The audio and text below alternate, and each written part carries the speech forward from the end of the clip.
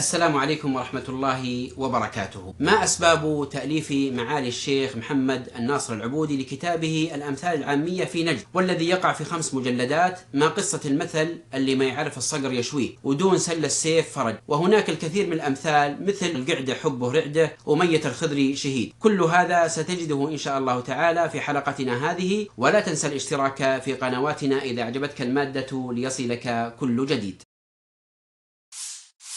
وقفة وكتاب، وقفة وكتاب. كتابي بحر لا يغيض عطاؤه، يفيض علي علما وعقلا مسددا.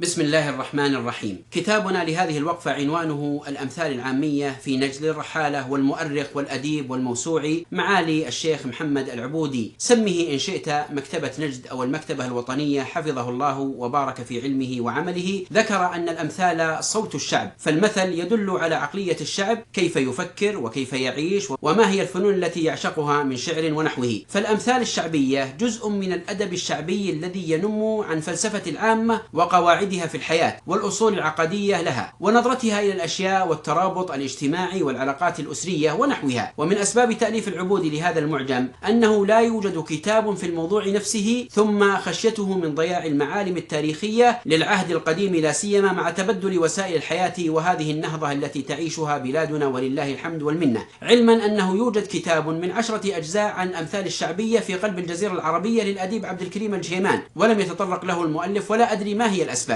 ودعونا نستمتع ببعض الأمثال العامية وقصصها وأشعارها بشيء من الاختصار. يقولون ابن الحلال عن طاريه أو طرياه، فالشخص الطيب يحضر عندما يذكر. وفي الأمثال القديمة اذكر غائبا يقترب، واذكر غائبا تره. وإذا كان ابن الحلال محبوب فيقال إلى أطرية الفرس فولم العنان، وإذا كان الشخص غير مرغوب به فيقال إلى أطرية السلب فولم العصا. ومن الأمثال قولهم أسخن الماء وطار الديك، وأصله أن جماعة أرادوا أن يطبخوا ديكا لهم فنسوا أن يذبحوه، ووضعوه في القدر في ماء على النار، فلما أحس بسخونة الماء خرج من القدر وطار. ويضرب هذا المثل للمشروع يفسد حتى لا يتحقق منه شيء، وهو من الأمثال القديمة. جاء في مقصورة ابن دريد من طبخ الديك ولا يذبحه طار من القدر إلى حيث انتهى. ويقولون الأكل على قدر المحبة، يقوله المضيف لضيفه حثا على أكل طعامه، وأصله قديم. فقد نقل الغزالي عن جعفر بن محمد قوله تتبين جودة محبة الرجل لأخيه بجودة أكله في منزله. ويقولون إلى حجة البقر على قرونه، يضرب للمستحيل ويشبهه من الأمثال القديمة حتى يحج البرغوث، ذكره الزمخشري في المستقصى. وأيضا اللي ما يعرف الصقر يشويه، وأصله أن رجلا كان يصطاد في البرية ومعه صقر كلب للصيد، فتبع الصقر الصيد ولحقه، وتبعهم الكلب حتى بعد عن صاحبهما. فلما وصل الرجل الصياد إلى مكان الصيد وجد عبدا يرعى إبلا، فظن العبد أن الصقر طير من الطيور المعتادة، فأخذه وذبحه وجلس يشويه. فسأله الصياد عن الصقر والكلب، فقال الراعي بلغته أنا ما شفت إلا طيرين، واحد يريد السلامة وواحد يريد الخير، ومعهن أبا الحصين في رقبته سير، وذبحتهن وشويتهن واقعد معي آكل أنا وياك. وصعق الرجل فقد ذبح صقره وكلبه، وظن الراعي أن الكلب أبو الحصين أي الثعلب، واللي ما يعرف للصقر يشويه. يضرب المثل في الشيء النفيس في يد من لا يقدره حق قدره. ومن الأمثال برد حكة وقل ظفور، يضرب لاجتماع المصاعب والمتاعب. وبيض الديك يضرب للشيء يفعل مرة واحدة، ويقال إن الديك يبيض في آخر حياته بيضة واحدة. والمثل قديم، فقد قال بشار بن البرد قد زرتني زورة في الدهر واحدة، تني ولا تجعلها بيضة الديك. ويقولون دون سل السيف فرج، وأصله أن حاكما أحضر رجلا ليقتله، وكان معه سيفان، أحدهما مغمد والآخر مصلت، فخيره بأيهما يقتله، فقال بالمغمد. فقال له أما علمت أن الفرق بين المغمد والمصلت هو أن يسل المغمد؟ فأجابه بهذه الكلمة دون سل السيف فرج، فيضرب في المدة القصيرة قبل حلول المكروه. ويقال وش قطع راسك؟ قال لساني. يضرب لمن أوقعه لسانه في ضرر، وكم من دم سفكه فم، وكم من إنسان أهلكه لسان. احفظ لسانك أيها الإنسان لا يلدغنك إنه ثعبان، كم في المقابر من قتيل لسانه كان التهاب لقاؤه الأقران. ويقال القعدة حبه رعدة، فآخر ولد الإنسان يكون أكثر أولاده حبا لديه حتى لا يكاد يرتعد من شدة حبه والإشفاق عليه. عليه. والعامة في مصر تقول آخر العنقود سكر معقود. ويقال من جاء على غير دعوة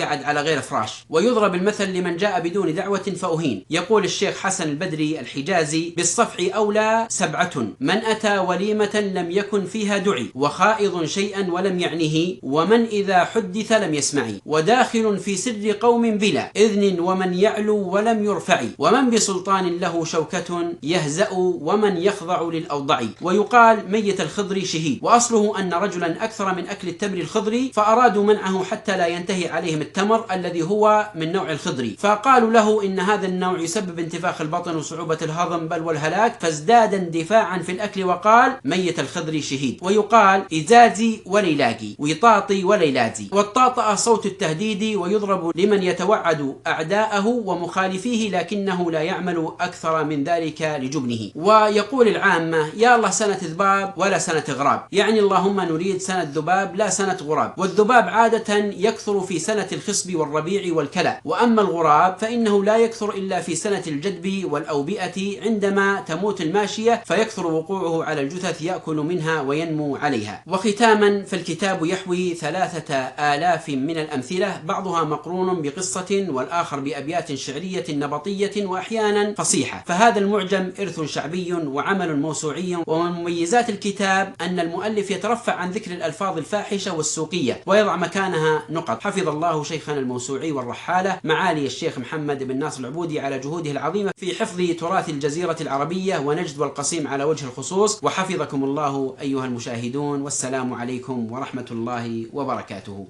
وقفة وكتاب، وقفة وكتاب، وقفة وكتاب، وقفة وكتاب.